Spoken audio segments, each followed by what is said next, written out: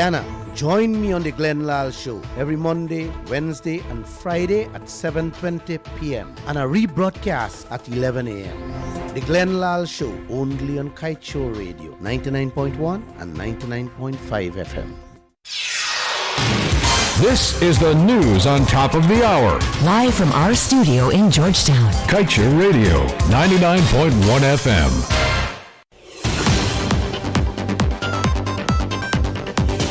Good evening, season's greetings to you and your loved ones. I'm Kevin Smith. Welcome to your nightly newscast right here on Kaieteur Radio. Let's get to the news in detail.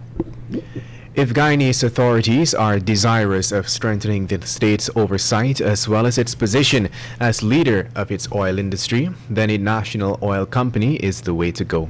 So said former head of Suriname's NOC, Statsoli, Mr. Rudolph Elias.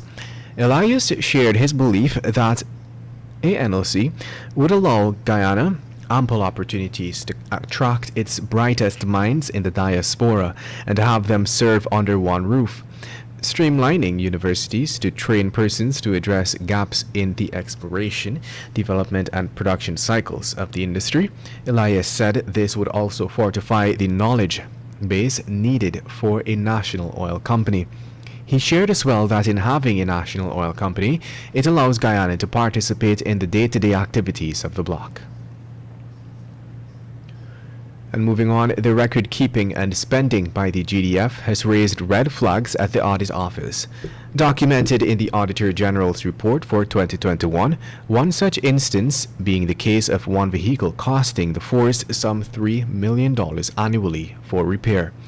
The Audit Office once again recommended that the administration of the Defense Force assess the maintenance costs of its fleet of vehicles and equipment with the view of disposing of those that are uneconomical to maintain.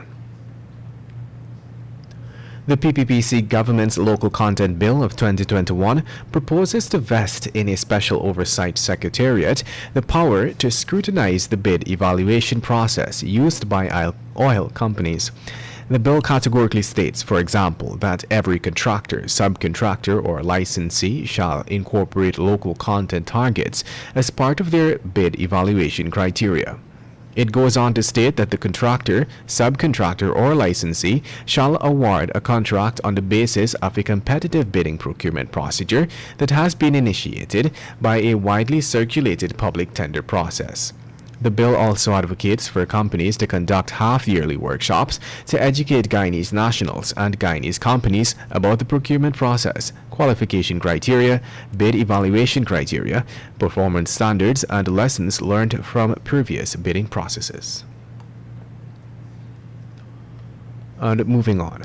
A blacklisted company which was debarred by the now dismantled Public Procurement Commission back in 2019 and remains on the list has received a contract to the tune of $889 million to complete an aspect of the Echoes to Diamond Road link under the Ministry of Housing and Water.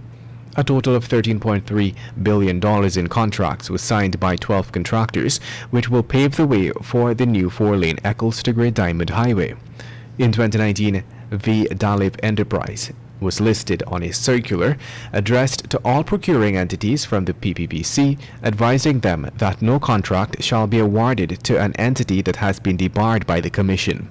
Among the companies or individuals who were blacklisted until 2030 are Mr. Vivekananda Dalip, and Vivekananda Dalip Enterprise appeared at least twice on the list, given that 3 addresses were listed for the company or individual.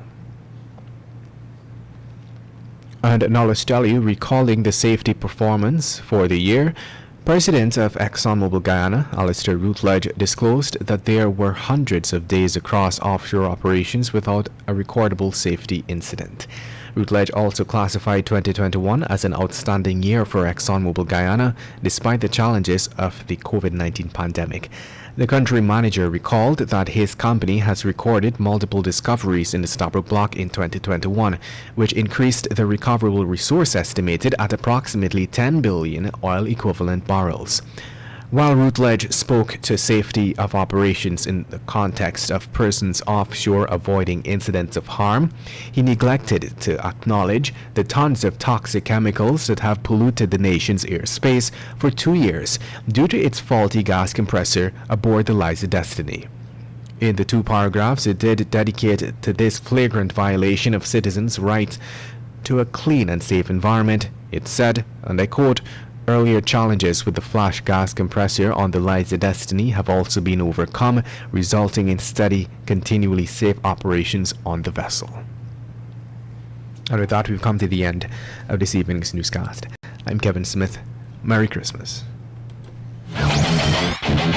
Want value for your advertising dollar? Then place your ads on Kaieteur Radio's newscasts. Streamed live on 6 different mediums, reaching hundreds of thousands.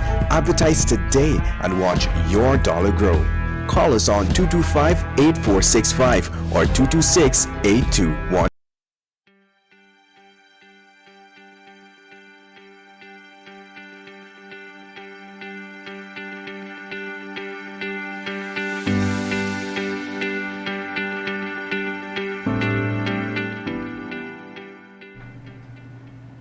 GHK Lalo on Kaieteur Radio 99.1.